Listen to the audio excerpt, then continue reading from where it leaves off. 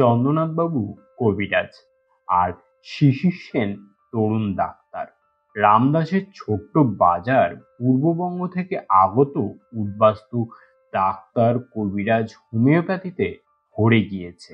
চন্দ্রনাথবাবুর বয়স 55 কি 56, শিশির সেনের বয়স 26-27। ডাক্তারখানাও রাস্তার এপারে ওপারে, রোগীপত্র প্রায় সেরকম থাকতো না। দুজনে বসে গল্প সল্প করেন। বয়সের তারতম্য যতই থাকুক, দুজনের মাঝে খুবই বন্ধুত্ব। চন্দ্রনাথবাবু এসেছেন খুলনা জেলার হলদিবুনিয়া থেকে, আর শিশিরবাবু যশোর শহর থেকে। কাজকর্ম না থাকলে যা হয়ে থাকে, দুজনে বসলেই তর্ক আর দ্বন্দ্ব। তর্কের বিষয় আর কিছুই নয়, প্রধানত মানুষের মৃত্যুর পরে কি হয় এই নিয়ে। চন্দ্রনাথবাবু বললেন, আমাদের গ্রামে এক সাধু ছিলেন, তিনি ভূত নামাতে পারতেন। অনেকবার আমি নিজেও ভূত নামানো চক্রে উপস্থিত ছিলাম, নিজের চোখে ভূতের আবির্ভাব দেখেছি, ভূতের কথোপকথন শুনেছি নিজের কানে। সাধুটি একজন বড় মিডিয়াম ছিল, তার মধ্যে দিয়ে নাকি ভূতের দল পৃথিবীতে নিজেদের প্রকাশ করত। শিশির সেন বললেন, রাবিশ, তোমার বলবার কোনো অধিকার নেই এখানে। তুমি ছেলে মানুষ, কতটুকুই তোমার অভিজ্ঞতা? অভিজ্ঞতার কোনো দরকার হয় না, কমন সেন্সের প্রশ্ন এটা। কাকে বলছো কমন সেন্স? মানুষ মারা গেলে আর বেঁচে থাকে না, কমন সেন্স এটাই। মরা মানেই না বাঁচা, মরা মানে জীবনটাকে আরো বড় করে পাওয়া। একদম বাজে। দুপাতা সায়েন্স পড়ে ভাবছো খুব সায়েন্স শিখে ফেলেছ, আসলে সায়েন্সের কিছুই জানো না তুমি, কিছুই শেখোনি। এই নিয়ে দুজনের মধ্যে বেশ দ্বন্দ্ব বেঁধে গেল। দুজনেই মুখ ঘুরিয়ে চলে গেলেন নিজেদের চেম্বার। শিশির সেন বেলা 5:30টার সময় এসে ডাক্তারখানা খুললেন। না, টিনের বারান্দা তেতে আগুন হয়েছে, এখন ঘরের ভিতরে বসা অসম্ভব। সামনে পানের দোকানিকে বললেন, রাস্তাটা একটু জল ছিটিয়ে দিও অভয়, এখনই লরি গেলে ধুলোয় চারিদিক অন্ধকার করে দেবে। ও কবিরাজ মশাই, কবিরাজ মশাই। কে? আমি শিশির, বাইরে আসুন না। যাই। কতক্ষণ এলেন? আমি আজ বাসায় যাইনি, দুপুরে এখানেই শুয়েছিলাম। খেলেন কোথায়? রামজীবন তরফদারের স্ত্রীর শ্রাদ্ধ গেল কিনা, নেমন্তন্ন ছিল।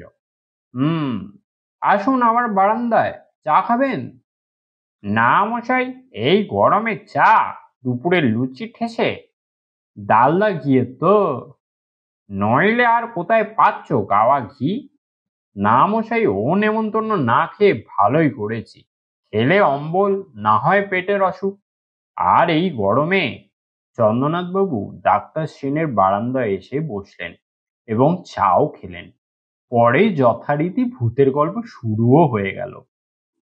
একটু পরে হঠাৎ পশ্চিম দিগন্ত অন্ধকার করে একখানা বড় কালো মেঘ উঠল এবং কিছুক্ষণ পরেই কালবৈশাখী ঝড় শুরু হয়ে গেল।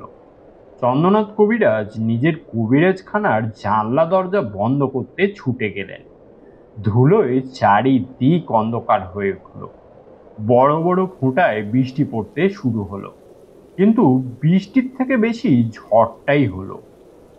ডাক্তারখানার সামনে অশ্বত্থ গাছের একটা ডাল ভেঙে উড়ে এসে পড়ল শিশির সেনের ডাক্তারখানার দরজার সামনে। বৃষ্টি ভেজা সোঁদা গন্ধ চারিদিকে ছড়িয়ে পড়ল। বাতাস ঠান্ডা হয়ে গেল, গরম একদম কমে এলো। চন্দ্রনাথবাবু বললেন, বাঁচা গেল, শরীর জুড়িয়ে গেল যেন। কত দিন পরে একটু বৃষ্টি পড়লো আজ মাটিতে। চা খাবেন একটু? তা হলে মন্দ হয় না, আনো আর একটু। এই সময় বৃষ্টিটা বেশ জোরেই এলো, বর্ষাকালের মতো বৃষ্টি শুরু হলো। বেশ বৃষ্টি হলো, মুষলধারে না হলেও এবছরের পক্ষে মন্দ নয়। চন্দ্রনাথবাবু বললেন, ওই তোমার চা কোথায় গেল হে?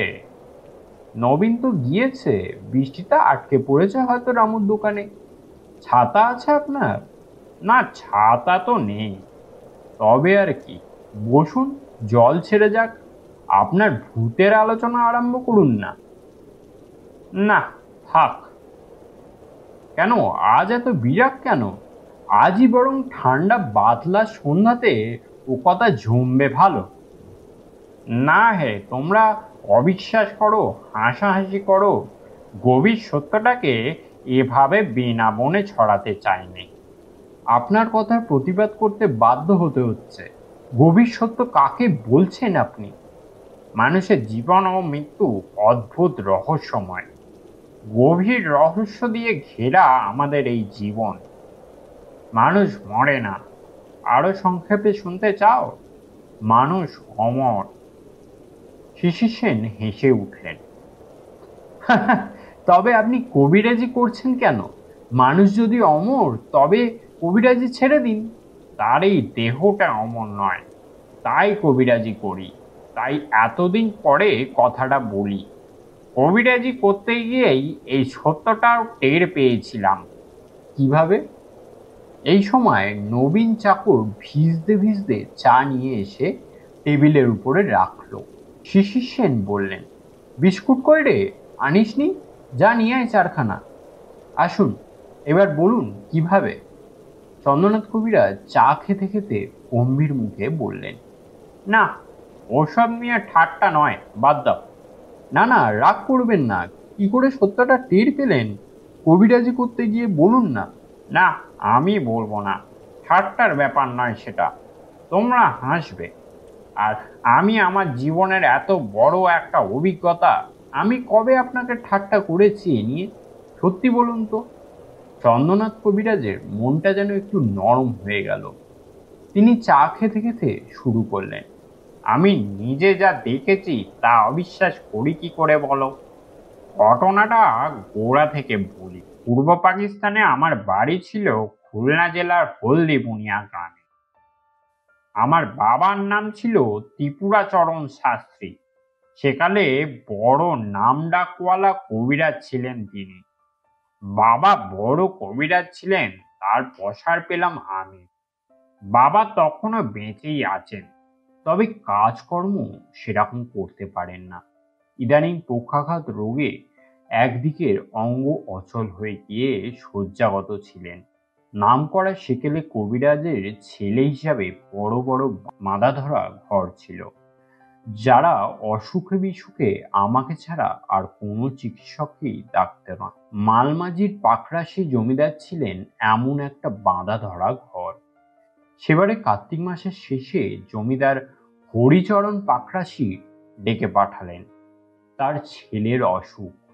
আমি গিয়ে দেখলাম ছেলেটির ভীষণ জ্বর, যাকে তোমরা বলো টাইফয়েড। 15-16 বছরের বয়সটাও ও রোগের পক্ষে ততটা সুবিধাজনক নয়। আমাকে জমিদার বাবু হাত ধরে অনুরোধ করে বললেন, আপনাকে এখানে থাকতে হবে কবিরাজ মশাই। যা লাগে তাই আমি আপনাকে দেব। ছেলেকে বাঁচিয়ে দিন। আমি রোগীর অবস্থা দেখে ভয় পেলাম। পেট ফাঁপা, বুকে সর্দি, কাশি, নাড়ির গতি তোমরা যাকে বলো ইন্টারমিটেন্ট, সেই ভুল বকা, সব খারাপ লক্ষণই বর্তমান। বাঁচানো বড়ই কঠিন। ভগবান ধন্বন্তরীকে স্মরণ করে কাজে লেগে পড়লাম। সেদিন সন্ধ্যার পর নাড়ির অবস্থা ভালো করে আনলাম। পেট ফাঁপাও অনেকটা কমে গেল। ভুল বকুনিও খানিকটা কমলো। আমি খানিকটা নিশ্চিন্ত হয়ে বিশ্রাম করতে গেলাম রাত্রির 1 প্রহর পর। আমার বাসা নির্দিষ্ট হয়েছিল বাঁদিকের বৈঠকখানার পাশে বড় কুঠুরিতে। খাওয়া দাওয়া শেষ করে আমি বাইরে বসে অনেকক্ষণই রোগীর বিষয়ে চিন্তা করলাম। কাল সকালে কি কি অনুপান দরকার হবে সেগুলো মনে মনে ঠিক করে রাখলাম। তারপর এসে শুয়ে পড়তে যাব এমন সময় দেখি জ্যোৎস্নালোকিত মাঠ দিয়ে কে একজন সাদা কাপড় পরা স্ত্রীলোক এদিকে আসছে। রাত তখন অনেক। এত রাতে একা কে মেয়ে এদিকে আসছে বুঝতে পারলাম না। মেয়েটি এসে দেউড়ি দিয়ে বাড়ির মধ্যে ঢুকলো। 15 মিনিটের মধ্যে আবার সে বার হয়ে মাঠের দিকে চলে গেল। আমি ভাবলাম আমলাদের বাড়ি থেকে যদি কোনো স্ত্রীলোক রোগীকে দেখতে আসে তবে এত রাত্রে আসবে কেন, একাই বা আসবে কেন? ঘড়িতে ঢং ঢং করে 12টা বাজলো দেউড়িতে। এমন সময় বাড়ির ভেতর থেকে এক চাকর আমার ঘরে এলো। বাবু, রোগীর অবস্থা খুব একটা ভালো না, শিগগিরই আসেন। আমি তাড়াতাড়ি ছুটে গেলাম রোগীর পাশে। সত্যি রোগীর অবস্থা এত খারাপ হলো কি করে? 1.5 ঘন্টা আগেও দেখে গিয়েছি রোগী বেশ আরামে ঘুমোচ্ছে, এখন তার জ্বর হঠাৎ বড্ড নেমে গিয়েছে, অথচ চোখ দুটো জবা ফুলের মতো লাল, নাড়ির অবস্থা খারাপ, বেজায় ঘামতে শুরু করেছে রোগী। কেন হঠাৎ এমন ঘটলো ভেবে পেলাম না। তখনই কাজে লেগে যাই। আমিও ত্রিপুরা কবিরাজের ছেলে, উপযুক্ত গুরুর শিষ্য, দম্বার পাত্র নই।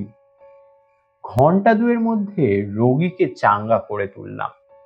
শেষ রাত্রে ক্লান্ত দেহে বাইরের ঘরে বিশ্রাম করতে গেলাম। এক ঘুমে একেবারে বেলা 8টা।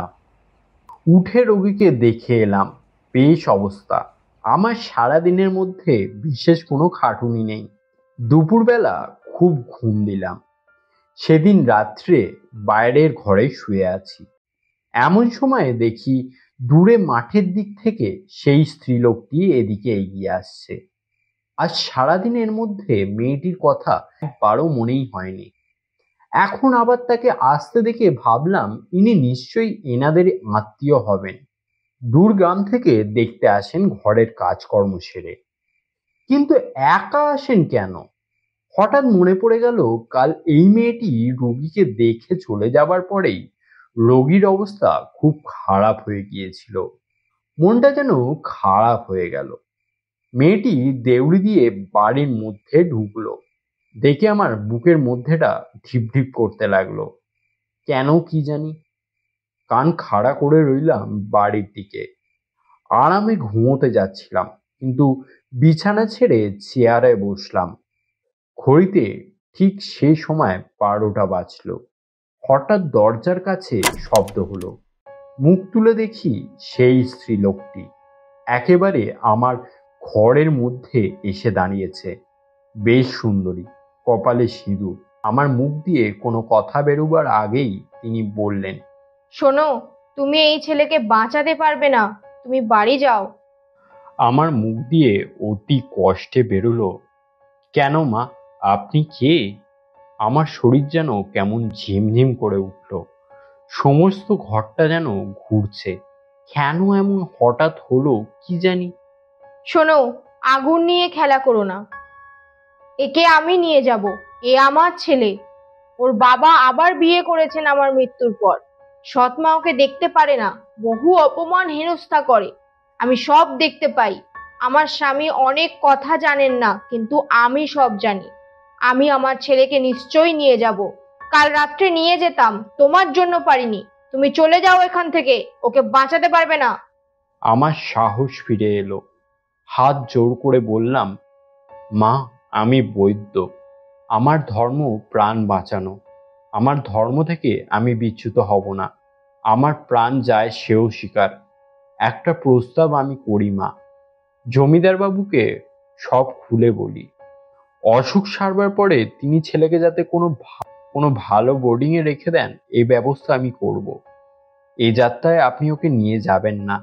যদি আবারও ওর উপরে অত্যাচার হতে দেখেন তখন নয় নিয়ে যাবেন। আর আমিও আসবো না। দয়া করুন জমিদার বাবুকে, তিনি বড় ভালোবাসেন এই ছেলেকে।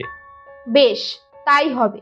তবে যদি কোনো ভালো ব্যবস্থা না হয়, তবে এবার আমি ওকে নিয়ে যাবই, মনে থাকে যেন।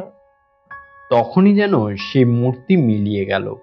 সঙ্গে সঙ্গে আমার ডাকও এলো অন্দরমহল থেকে, বাবু, রোগীর অবস্থা আবার খারাপ হয়ে উঠেছে। আমি তখনই ছুটে গেলাম। কাল যেমন অবস্থা ছিল আজ ঠিক তাই, বরং একটু বেশি খারাপ। ভোর পর্যন্ত পরিশ্রম করতে হলো রোগীকে চাঙ্গা করতে। সকালবেলা বাইরে যাওয়ার আগে জমিদার বাবুকে আমি ডেকে বললাম, কিছু মনে করবেন না জমিদার বাবু, আপনি এই ছেলেটিকে বাঁচাতে চান তাই না? জমিদার বাবু অবাক হয়ে বললেন, তার মানে? তার মানে হচ্ছে এই, আপনি জানেন না এই ছেলেটির উপর ও সৎ মা বড় অবিচার অত্যাচার করেন। কাল ওর মা আমার কাছে এসেছিলেন, শুনুন তবে। সব কথা খুলে বললাম জমিদার বাবুকে। জমিদার বাবু প্রথমটা আমার দিকে অবাক দৃষ্টিতে চেয়ে রইলেন, তারপর হঠাৎ কেঁদে ফেললেন। পরে বললেন, আমি কিছু কিছু জানি। বেশ, এবারও সেরে উঠুক, এর ব্যবস্থা আমি করব। আপনাকে আমি কথা দিলাম, জানুয়ারি মাস থেকে যশোর জেলা স্কুলের বোর্ডিং এ ওকে আমি রাখবো। ঠিক বলছেন তো? এবার কিছু হলে আমি কেন, কেউ ওর প্রাণ বাঁচাতে পারবে না। আমি কথা দিচ্ছি কবিরাজ মশাই। বেশ, নির্ভয় থাকুন, আপনার ছেলে সেরে গিয়েছে। আগামী মঙ্গলবার ওকে পথ্য দেওয়ার ব্যবস্থা করব। শিশির সেন এক মনে গল্প শুনছিলেন। সেরে উঠল? নিশ্চয়ই। আর কোনোদিন দেখেছিলেন তার মাকে? কোনো দিন না। সে ছেলে এখন কলকাতায় থাকে, এখন ভালো ব্যবসা করে শুনেছি। জমিদার বাবু মারা গিয়েছেন।